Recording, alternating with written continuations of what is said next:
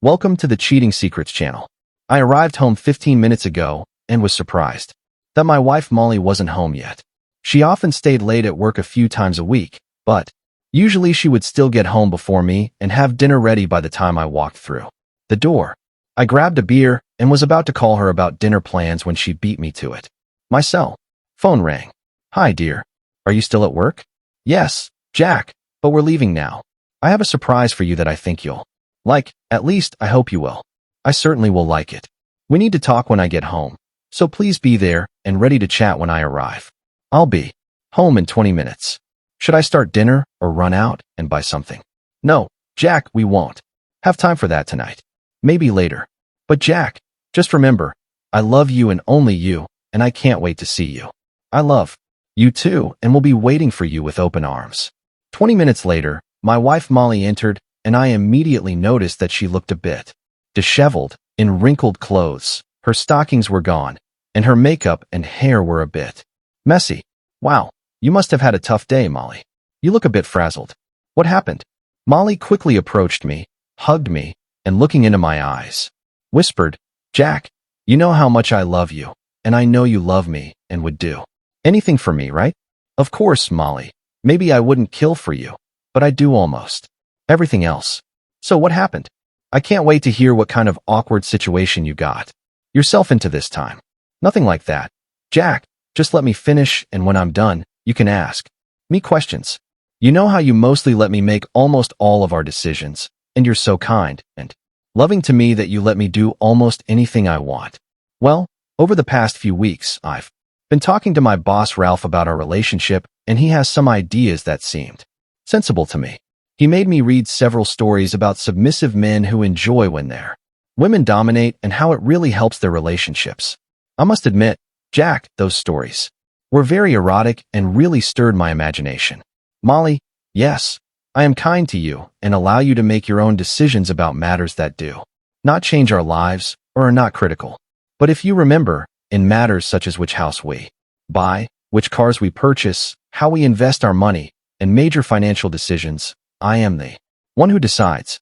However, I do admit that I enjoy letting you make decisions about things that are important to you and make you happy, such as vacations, which movies to watch, which restaurant to go to, and even what clothes I should wear.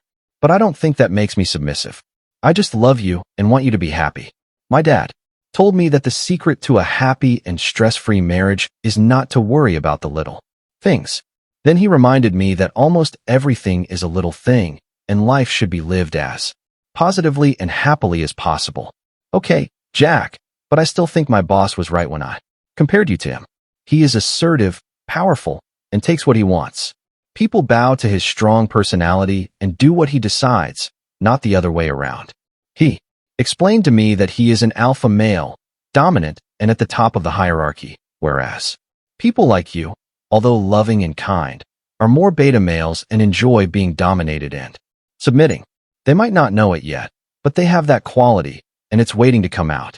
Well, I think that's some third-rate pop psychology nonsense, and I completely disagree, but what are you getting at?" When I said this, I saw a hint of guilt, and the confidence with which he was speaking began to fade a bit. "Jack, my boss told me he is going to dominate me in bed and love me in a way I've never been loved before. He has a big dignity, and he brags about knowing how to use it. He's been making me feel it in his office for the past weeks, and I have to admit, it's huge.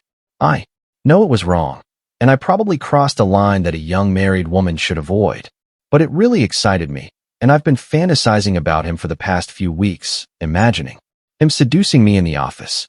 He explained to me that you might actually enjoy knowing I'm with him, that you, being submissive, might even want to watch, and even if not, we'll have the most incredible sex of our lives when I come back to you after having dirty sex with him."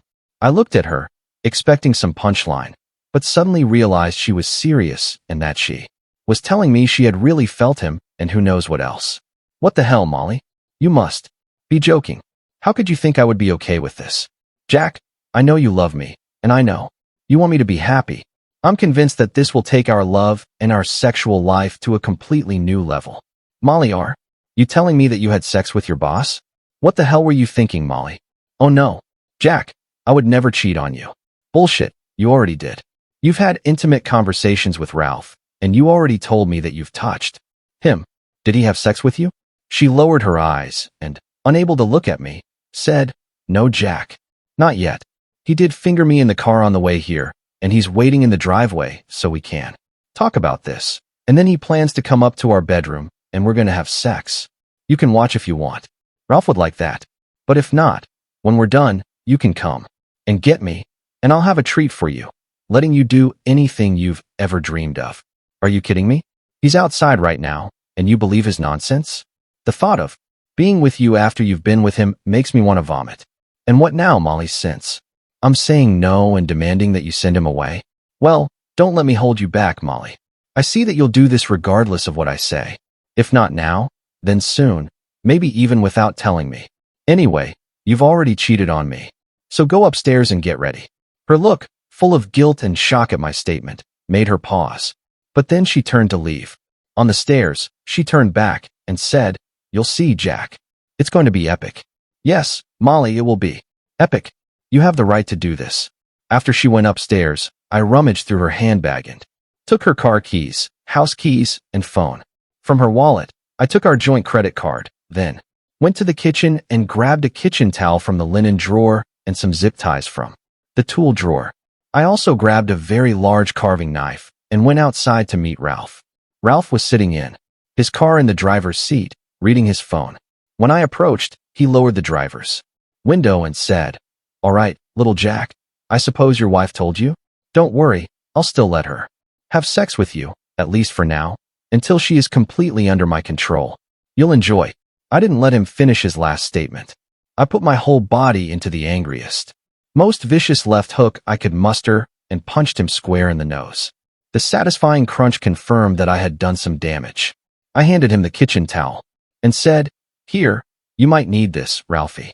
He quickly brought it to his nose, and as he did, I wrapped a zip tie around his left wrist, pulled it up, looped it around the headrest bar, and tightened it securely. Then I opened the car door and delivered another left hook, this time aiming for his supposed big size. He doubled over in the seat, curling up as much as he could with his left wrist tied to the headrest, grabbing the steering wheel with his right hand and screaming in pain. I immediately took the opportunity to zip tie his right hand to the steering wheel. I leaned into his face and said, So, the big, strong, dominant alpha male has issues with self-assertion? What a pathetic sack of crap. You have misjudged this situation as badly as possible, and you will learn from your mistakes. Unfortunately for you, Molly is expecting something epic, so let's give it to her. I picked up a water hose that was lying in the grass. Attached to it was a perfectly fitting steel spray nozzle. I swung it and shattered the side window into a mass of shards, scattering them across the seat and floor of the car. Then I went to the front of the car and struck the windshield. Although I didn't manage to break it, I filled it with cracks and dents, as if the car had been hit by golf ball-sized hail. I smashed the headlights too, which gave me immense satisfaction. I returned to the driver's window and laughing said, I think you might need to do some work on your car. Then I pulled the knife from my back pocket, quickly leaned into the car, and pressed the knife to his neck. In my most menacing voice, I hissed, How many times have you slept with my wife, trying to convince her that I would let this happen? I saw the fear in his eyes as he stammered, Only twice in the last few weeks? It meant nothing. It was just sex for both her and me. Just let me go, and you'll never see me again. I looked at him as if he were some pathetic form of scum. I'm not going to kill you, at least not right now. But if I hear anything from the police, or if I have any other problems regarding our little conversation today, then I will come back to find you. If you go to the police, I will most likely go to jail. Maybe I'll get out on bail. Maybe not. Maybe I'll serve some time. Maybe not. Either way, at some point in your future, I will find you. Maybe in a parking lot on your way to your car. Maybe in an elevator at work. I will find you, slit your throat, and spit in your face while I watch you die. It's your choice. This could be the last time you see me, or you can keep looking over your shoulder for the next week, month, or year until the time comes to end you. With these words, I leaned over him, stabbed the knife into the passenger seat, and said, Your lover Molly will need this to free you, so you can get rid of her. Or maybe she'll take you to the emergency room. Whatever. Just make sure you get her out of my sight. I went into the house, and when Molly heard the front door close, she called from the bedroom. Is that you, Ralph? Come and take me. Did you sort things out with Jack? My first thought was, what an incredible fool. Who was this woman? I replied, Molly, Ralph is in the car. He wants you to go out and talk to him. It seems he might have changed his mind. A minute later, Molly came downstairs, dressed in the lingerie I had bought her, and a robe she had thrown on. What happened, Jack? Did you reassure him that everything was okay? Molly, I assured him that his future depends on his actions. You should probably go out and talk to him. She looked at me in confusion and said, Jack, please remember that I love you, and this will make us stronger. Of course, Molly, I already feel stronger. She smiled and walked out the front door, and I immediately locked it behind her. I went to the garage and pressed the button to open the garage door, and as I headed upstairs, I heard her shouting, What have you done? Jack, come here. I ignored her words, went up to the bedroom, and pulled out one of her suitcases. I grabbed a good handful of clothes from her drawers, including lingerie, bras, and socks. I took some t-shirts, jeans, and sweaters from her closet and put them in the suitcase. Then I went to the bathroom and threw in as much of her makeup and other stuff as I could fit. I returned to the closet and grabbed a pair of her tennis shoes. I went to the guest bedroom at the front of the house, opened the window, and shouted, Molly, over here. You might need this. And I threw the suitcase onto the driveway. Some perfume bottles might have broken, but it didn't matter. Not my problem. Then I threw the tennis shoes, aiming for her head, but she managed to dodge. Jack, please. What are you doing? I was sure this was what you wanted. I'm sorry. I didn't mean to make you angry or hurt you. I can't believe how cruel and vicious you were to Ralph. For God's sake, he's my boss. Please, Jack, let me in, and we can discuss how to get through this. Molly, I can't even begin to tell you how ridiculous you've sounded since you came home with your little scheme to turn me into your cuckold. I wonder if you've had a stroke, or if you're on drugs, or maybe I just never knew how shallow and pathetic you really are. Whatever the case, it doesn't matter right now. I want you to get the hell out of here. Take your lover to the hospital, but on the way, make sure to ask him what will happen if I hear even one word about today's events from the police or anyone else. I will pack the rest of your things in bags, and you can tell me where to leave them, but never dare to come back to this house again. With these words, I slammed the window shut, went downstairs, opened the front door, and threw her handbag at her head. This time, at least, I hit her in the chest. Before slamming the door shut, I couldn't resist adding, Is that enough for you, Molly? I locked the door and went to the kitchen to open my second beer of the day. I realized that I needed to talk to my lawyer immediately in case the police got involved. I also needed a recommendation for a good divorce attorney. I went to the front window and saw Ralph shouting and cursing at Molly as she cut the zip ties. She put her suitcase in the trunk. He got out, moved to the back seat, and lay down while she got into the car, crying and looking like she was in shock as she reversed and drove away from the driveway. As the adrenaline in my system subsided and I began to relax, I was utterly shocked by what had happened, by how my wife had gone so far off the rails. I was amazed and somewhat frightened by what I had done to her boss in a fit of rage. I had been too close to slitting his throat, and now I realized he simply wasn't worth it. I laughed when I thought about the crap he fed her, claiming he was an alpha and I was a beta. Being a nice, agreeable guy and letting my wife have the final say in making good decisions was out of love and a desire for a happy life, a happy marriage for life. But she completely misunderstood my kindness, thinking I was a submissive beta personality who would let her cuckold me with a jerk like Ralph. Wow, I didn't see that coming at all. For the next few days, Molly stayed away from home. I kept getting calls from unknown mobile numbers, and I assumed it was Molly since I had confiscated her phone. Finally, she left a voicemail, begging me to call her back at that number so we could discuss everything. I knew it was only a matter of time before I had to face her, and since the police hadn't shown up to arrest me, I thought I had dodged a bullet and now needed to finish this sordid business. I called Molly and told her to come over in an hour so we could talk. I hung up, finished packing everything in the house that I thought belonged to her, and sat on the porch waiting for her. Molly pulled up in her car, which she had obviously picked up from work. I didn't know if she had been staying with Ralph, her parents, friends, or in a motel, and I was somewhat surprised at myself for not really caring where she had been. She got out of the car and waved hesitantly before approaching and sitting next to me on the porch steps. Her face showed a range of emotions, including some fear, shame, guilt, and apprehension. Her face looked swollen and blotchy, indicating to me that she had been crying a lot and sleeping very little. She looked at me shyly. "Jack, I'm so sorry for what I did. I don't know how I let Ralph convince me to suggest that I have sex with him, assuming that you're submissive and would enjoy it. I've been reflecting on the past few weeks and can't understand how I fell for all that nonsense. I suppose it was his dominance and insistence on how it would be so good for us and how I would have the best sex of my life, both with him and with you after him. You must think I've gone crazy, and maybe I was for a while. But Jack, now I'm back and I love you and want only you. I beg you to forgive me, and I promise to be the best wife you could ever have and spend my life making it up to you." So, Molly, how was Ralph in bed? Did you have the fantastic moments you dreamed of? What? Did his massive tool? Stop, Jack. After that, I never touched him again, and he's so scared of what you said that he fired me and doesn't want to come near me. Besides, he spent 2 nights in the hospital after what you did to him. He made up a story about a robbery, and we both stuck to that story so you wouldn't get into trouble. Well, at least he did that right. What do you want, Molly? Jack, I want you. I want to come back home and be your wife for the rest of our lives. I want you to forgive me. I'll do anything to make it up to you. We can get through this and be better than ever, Jack. I've realized that you're the only one I could ever love, and I need you to forgive me. What do you say, Jack? Can I please come back home? Molly, I've thought a lot about this, and here's what I've decided.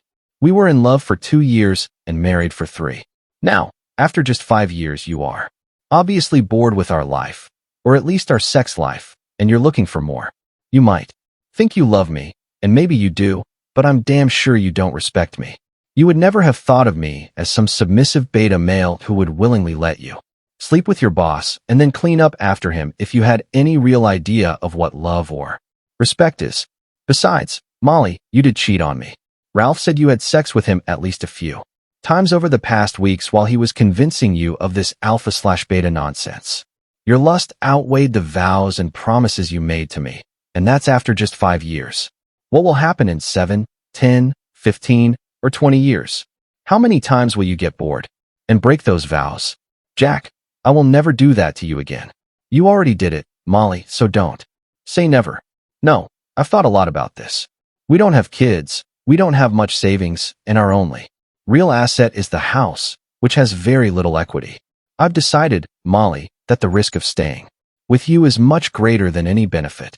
I'm convinced it's only a matter of time before you justify another affair to yourself, and given the regrettable experience with Ralph, next time you'll just do it behind my back. I no longer trust you, and worse, I've lost respect for you.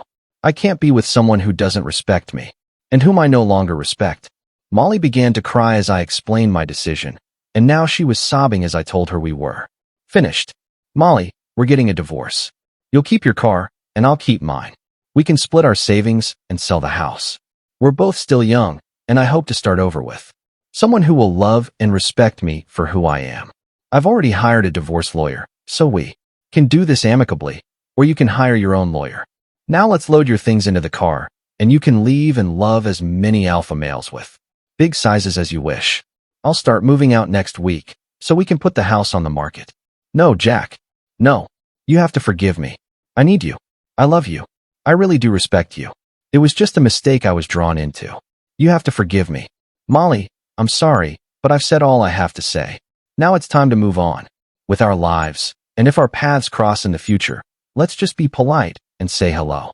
But keep walking, and I hope you find what you need. With that, I started loading her things into the car, and when we were done, I just looked at her, said goodbye, went into the house, and closed the door on our marriage. Thank you for listening until the end. See you in the next episode of Cheating Secrets. Take care of yourself and your loved ones. Goodbye.